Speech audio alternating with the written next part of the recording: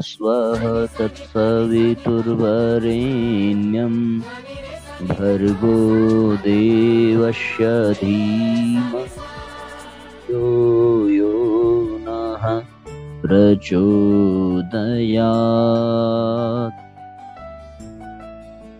ओम सद्गुरु चरण कमलेभ्यो नमः। सभी आत्मीय बंधुओं को सादर प्रणाम।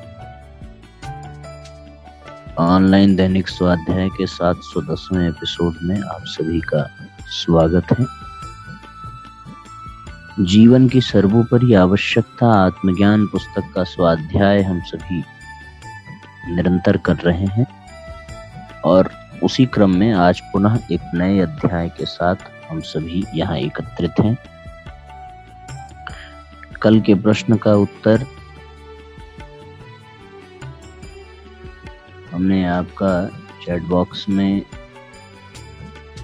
देख करके जो जाना है वो ये है कि 4 लोगों ने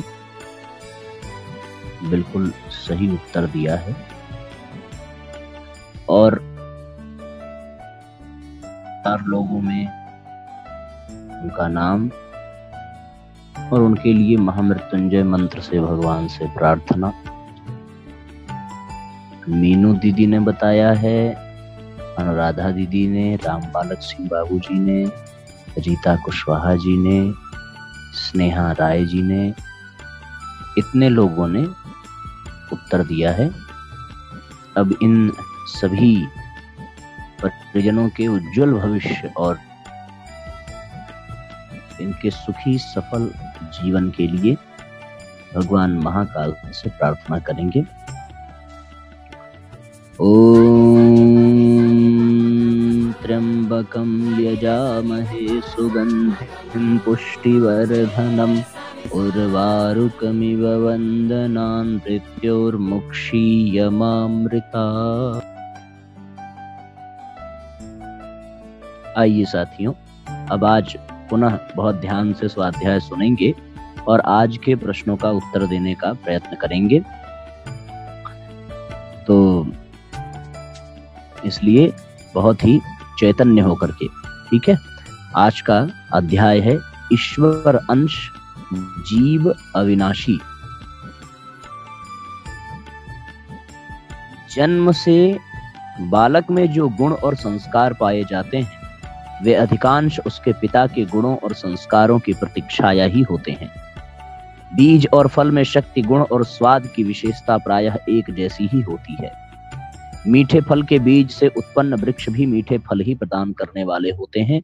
वातावरण, जलवायु तथा आहार विहार के क्रम में विशेष परिवर्तन न हो तो वैज्ञानिकों और डॉक्टरों का मत है कि संतान के शरीर न केवल सूक्ष्म गुणों में ही समानता पाई जाती है वरन स्थूल द्रव्य में भी एकता के सभी लक्षण दिखाई दे जाते हैं।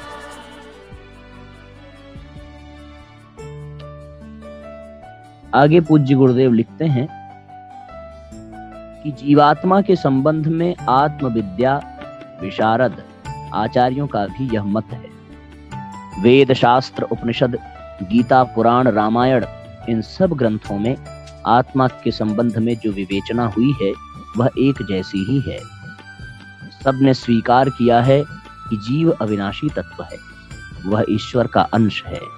यह जीवात्मा का पहला गुण है। उसमें परमात्मा के सब गुण बीज रूप से विद्यमान है। जीव को अनंत, सुखी, चेतन तथा निर्मल बताया गया है। यह गुण उसके पिता परमात्मा के ही गुण हैं। किंतु यदि किसी मनुष्य के जीवन को देखें तो उसमें इन गुणों का अभाव ही दिखाई देता है। आजकल तो विषमता और भी तीव्र हो गई है। सुख की चिर अभिलाषा रखते हुए भी लोग दुखी हैं, कष्ट और पीड़ाओं से छटपटा रहे हैं। हर व्यक्ति अशांत और उद्विग्न ही दिखाई देता है। ऐसी स्थिति में कोई भी यह मानने के लिए तैयार न होगा कि प्रस्तुत जीवन में भी ईश्वरीय चेतना का अंश विद्यमान है। जीव का दूसरा गुण चेतनता, विचार और भावनाओं की शक्ति भी यद्यपि बीज रूप में उसमें देखने को मिलेगी, पर यह गुण भी प्रायः किसी में उपयुक्त मात्रा में देखने को नहीं मिलता। लोगों में विचार और भावनाएं तो उठती हैं, पर इनमें अनंत आकाश को मत डालने की शक्ति नहीं होती। विचारों की शक्ति किसी से छिपी नहीं है। विचारों में संसार में भयानक हलचल करने वाली शक्ति है, वैसी ही शक्ति भावनाओं में है। भावनाओं की शक्ति से इस देश में भक्ति की ऐसे सूक्ष्म पर सशक्त स्पंदन पैदा किए गए हैं, जो इस अधः पतित युग में भी धर्म और संस्कृति को निरंतर जीवन प्रदान कर रहे हैं। जहां इन दोनों गुणों का मेल होता होगा, वहां की शक्ति का तो कहना ही क्या। जीवन में चेतनता का यह गुण बड़ा महत्व रखता है, पर वह आज बहुत कम लोगों में देखने को मिलता है। बहुत सुंदर संदेश है साथियों। निश्चित रूप से पुत्र में पिता के ही गुण परिलक्षित होते हैं। न केवल मानसिक बल्कि स्थूल एवं शारीरिक गुण भी पिता जैसे ही पाए जाते हैं। उसी प्रकार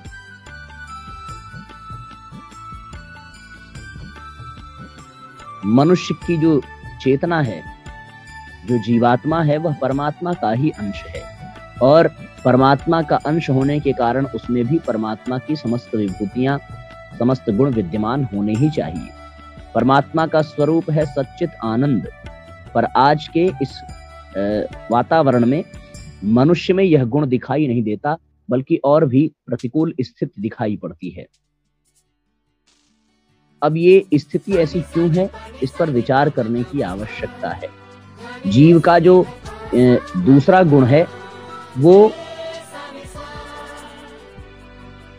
चेतनता, विचार और भावनाओं की शक्ति, वह भी बीज रूप में देखने को मिलेगी, पर यह गुण प्रायः किसी में देखने को मिलता नहीं है। लोगों में विचार भाव उठते जरूर हैं, लेकिन अनंत आकाश को वो स्पर्श नहीं कर पाते और कोई प्रभाव नहीं दिखा पाते। यद्यपि विचारों और भावनाओं की शक्ति अकूत है, अद्भुत शक्ति है। ऐसी स्थिति में इन विचारों और भावनाओं की शक्ति के कारण ही सर्वत्र अधः पतन स्थिति में भी भक्ति की भावनाएं यत्र तत्र विद्यमान हैं, जिसके सहारे इस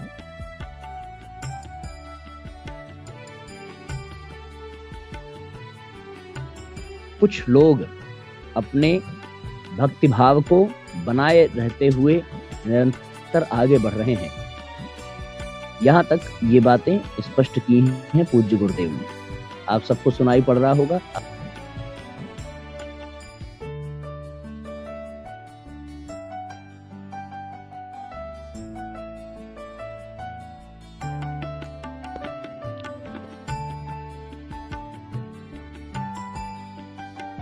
अब आइए अगले पैराग्राफ की ओर चलते हैं। आगे गुरुदेव लिखते हैं, जीव के मूल स्वरूप न होने में मुख्य कारण उसमें तीसरे गुण अर्थात निर्मलता का अभाव है ना। दो चीजें बता दी गई। पहला तो स्वभाव की दृष्टि से बताया गया, दूसरा चेतनता, विचार और भावनाओं की शक्ति की दृष्टि से बताया गया। ये दो के बाद आप ये देखेंगे कि तीसरा गुण क्या है, और तीसरे की चर्चा अगली पंक्तियों में कर रहे हैं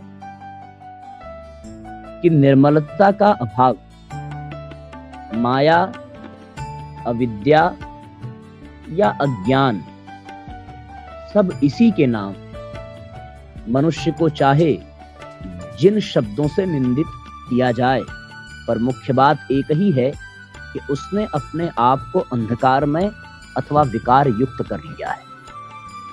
इसीलिए वह अपने मूल स्वरूप को पहचानने में असमर्थ है। गंदे जल में सूर्य का प्रतिबिंब नहीं दिखाई देता। दर्पण मैला हो तो मुखाकृति साफ नहीं दिखाई देगी। जीव माया ग्रस्त, अविद्या या मलग्रस्त हो तो उसकी भी ऐसी दशा होती है। वह अपने ईश्वरीय स्वरूप को पहचानने में असफल ही रहता है। शाश्वत, मुक्त और अमर जीवात्मा अज्ञानता या माया के वश में होकर वैसी ही क्रियाएं करता रहता है जैसे बंदर वाला बंदर को बांधकर नचाता रहता है। यद्यपि यह माया कोई दृश्य रूप में नहीं है, फिर भी वह लोगों को नचाती रहती है। यह कहने की अपेक्षा अब यह कहना अधिक उपयुक्त है कि लोग स्वयं ही अज्ञान में भटक रहे हैं। हमें क्या करना चाहिए, इस ज्ञान का अभाव ही अविद्या है। इसी कारण लोग गलत कार्य करते और दंड भुगतते हैं।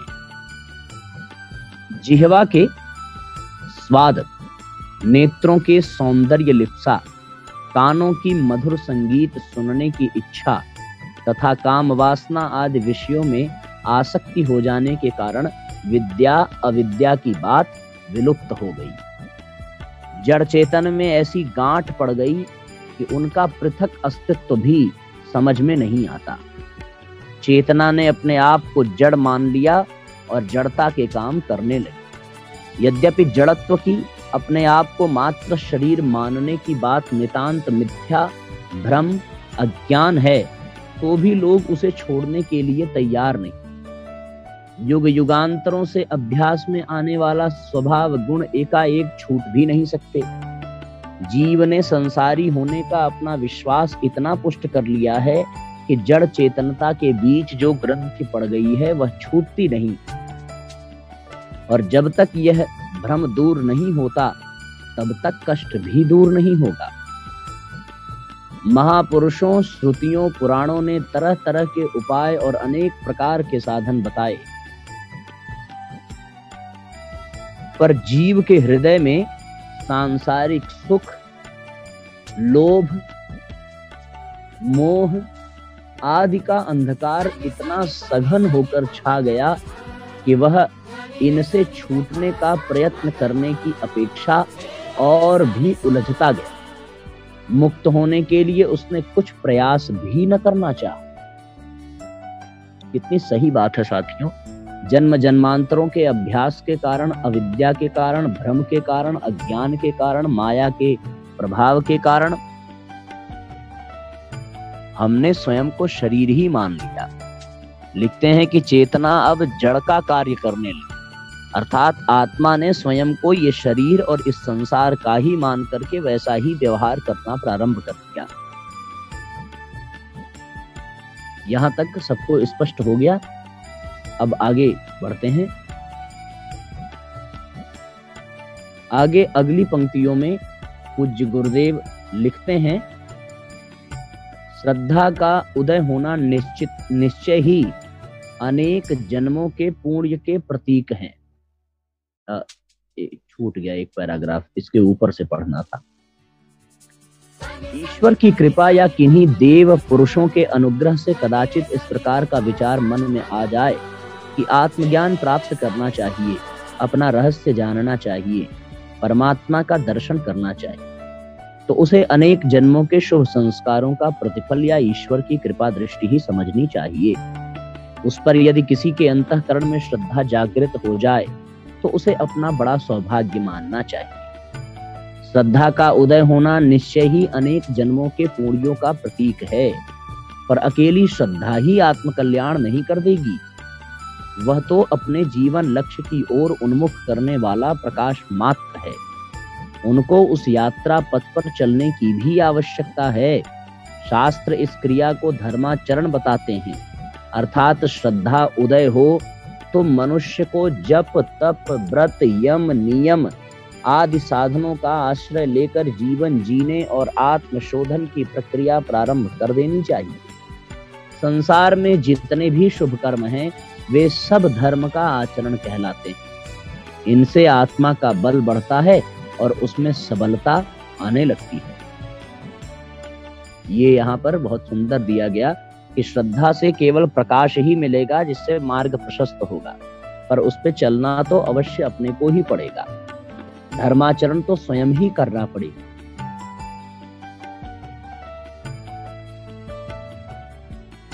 जितने भी यम नियम आदि साधना विधियां हैं उनका आश्रय लेकर आत्मशोधन की प्रक्रिया प्रारंभ कर देनी पड़ेगी। आत्म कल्याण की साधनाएं भावनाओं का रस पाकर शीघ्र फलदायिनी होती हैं। यो इन सब साधनाओं में उदासीनता हो तो भी प्रगति तो होती ही है, किंतु जब भावनाओं का सम्मिश्रण हो जाता है तो साधना से ही एक अलौकिक आनंद की रसानुभूति होने लगती है और लक्ष्य प्राप्ति के लिए जो समय की दूरी थी वह कम अखरने लगती है। यहाँ पे भावना का महत्व है भैया। यदि बिना मन के दूध पिया जाए तब भी वो फायदा तो करेगा ही, लेकिन मन से पिया जाए तो फिर वो पीने में आनंद भी आएगा। और यदि बिना मन के पिए तो मुंह बिचकाते हुए, रोते हुए, गाते हुए पीना पड़ेगा, जैसे हम लोग बचपन में पीते थे। खैर मैं तो अभी भी नहीं पी पाता उतने भाव से। तो कहने का तात्पर्य बस इतना है कि भाव से यदि कुछ भी किया जाए तो उसमें रस मिलने लगता है, आनंद मिलने लगता है। भावना मनुष्य की साधना में सफलता की आशंका को भी कम कर देती है। सफलता की आशंका, अगर भाव से मन आदमी जुड़ जाए भाव से, और कोई भी साधना में उसके भावना का संपुट हो, तो फिर असफलता प्राप्त होगी ऐसा सोचना भी नहीं चाहिए, क्योंकि सफलता का मार्ग फिर सुनिश्चित हो जाता है। मैं तेरा हूं, अब तुझे छोड़कर कहां जाऊं। मुझे अज्ञान से निकाल और मानव जीवन के उपयुक्त आचरण करने की क्षमता प्रदान कर। अब मेरे जीवन का सर्वस्व तू ही है।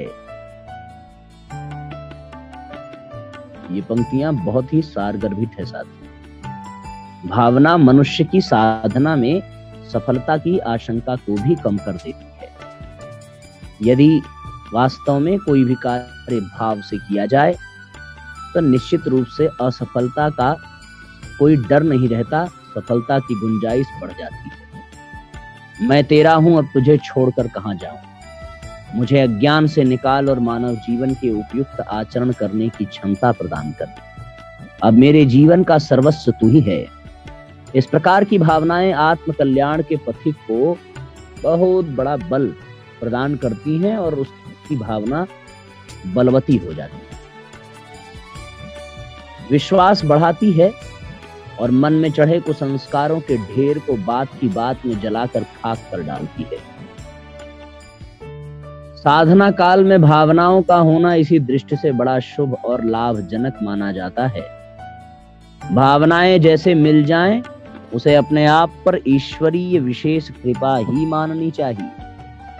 इस प्रकार भक्त धर्म कर्म करते हुए मन की कामनाओं को मारता और उसे काम, क्रोध, लोभ, मोह, छल, द्वेष, पाखंड, झूठ, बेईमानी आदि दुष्प्रवृत्तियों से विमुक्त करता है। वासनाएं और सांसारिक प्रलोभन उसे बार बार अपनी ओर आकर्षित करते हैं। वह बार बार इनसे लड़ता है, इन्हें मारता है, आत्मा के गुणों को बढ़ाता है। दया, क्षमा, करुणा, संतोष, समता, धृति आदि सद्गुणों का विकास करता है। इंद्रियों का दमन करता है और जो दोष दुर्गुण होते हैं उन्हें बार बार ठीक करता है।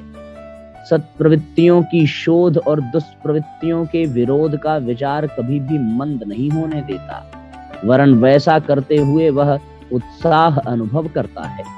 विचार मंथन के द्वारा वह सत्य को आग्रह पूर्वक अपने जीवन में धारण करता और दुष्कर्मों, असत तत्वों का परित्याग करता जाता है।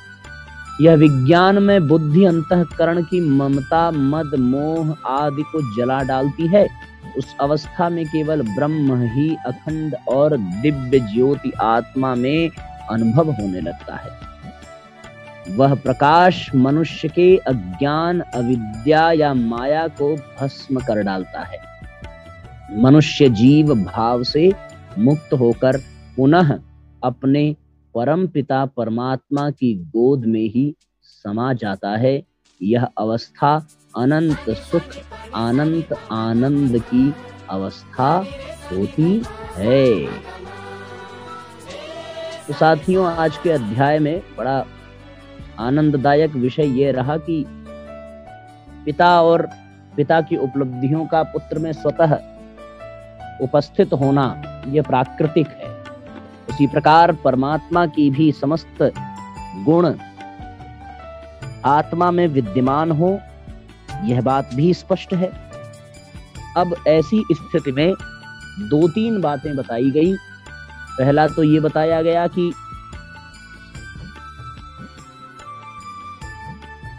चिंतन, विचार और भावना, चेतनता, यह गुण परमात्मा जैसा ही आत्मा को प्राप्त होता है। स्वरूप जैसा सच्चित आनंद का है परमात्मा का, वैसा ही स्वरूप आत्मा का भी होता है। और एक तीसरी बात कि परमात्मा जो है वो माया से लिप्त नहीं है, बल्कि माया से परे है। लेकिन आत्मा अविद्या से परे न हो, अविद्या में ही फंस करके भ्रम और माया के जाल में फंसकर ही अपने स्वरूप को विसार देती है। फिर उससे निकालने के लिए कोई ईश्वर की कृपा और किसी संत महात्मा का विशेष सानिध्य चाहिए। और ऐसा करने पर मन में श्रद्धा जगती है। श्रद्धा के जागरण से वह दिव्य प्रकाश मिलता है, जिस प्रकाश में उस पथ पर चला जा सकता है और उस पथ पर चलते हुए आत्मज्ञान को प्राप्त किया जा सकता है। फिर जितने भी साधन विधान हैं उस आत्मज्ञान की प्राप्ति में आपके सहायक होते हैं। और चलते चलते यह मार्ग तब और अधिक सरल हो जाता है जब उसमें भावना जुड़ जाती है। भावना के जुड़ जाने पर इस पथ पर रस मिलने लगता है और सफलता निश्चय ही प्राप्त होती है। यही अध्याय का निचोड़ है, यही अध्याय का सार है। फिर व्यक्ति सत्प्रवृत्तियों की शोध में लग जाता है, उसे दुष्प्रवृत्तियों से घृणा होने लगती है, अपने आप उसमें सद्गुण बढ़ते हैं, अपने आप वह परमात्मा के निकट पहुंचता है, दुष्कर्मों का त्याग करता हुआ अपने जीवन में श्रेष्ठता को धारण करता हुआ आगे बढ़ता चला जाता है। ये अध्याय का सार है साथियों। अब आज के प्रश्न की बारी आती है। सब लोग सावधान हो जाएं, सब लोग तैयार हो जाएं। कभी कभी कोई पेपर जो है बड़ा कठिन भी बन जाता है और कभी कभी बड़ा आसान भी हो जाता है। कल वाला प्रश्न बहुत ज्यादा आसान था, बस अध्याय का नाम बता दीजिए तो फिर सारे लोग पास हो जाते हैं। लेकिन जब पेपर कठिन होता है तो पास होकर के कोई दिखावे, तब फिर माना जाएगा। ठीक है ना? तो आज का पेपर जो है वो थोड़ा सा कठिन है और प्रश्न आपके सामने आपके स्क्रीन पर। और वो प्रश्न ये है कि जिस अध्याय को हम लोग पढ़ रहे हैं वो इस पुस्तक के कौन से पृष्ठ पर प्रारंभ होता है। ये आज का सबसे कठिन प्रश्न। जो इसका जवाब दे पाएगा उसके लिए कल पुनः महामृत्युंजय मंत्र से प्रार्थना की जाएगी।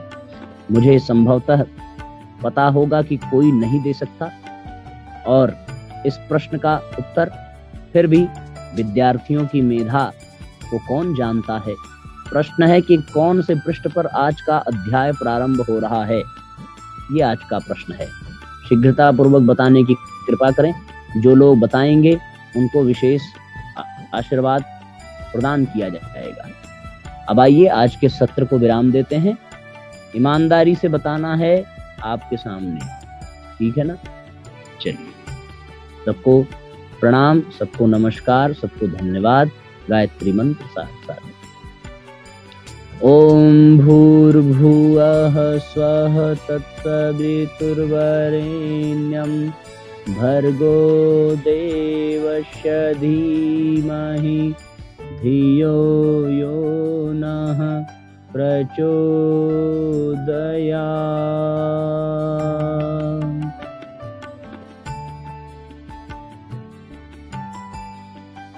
सभी आत्मीय बंधुओं को नमस्कार, धन्यवाद, शुभ रात्रि।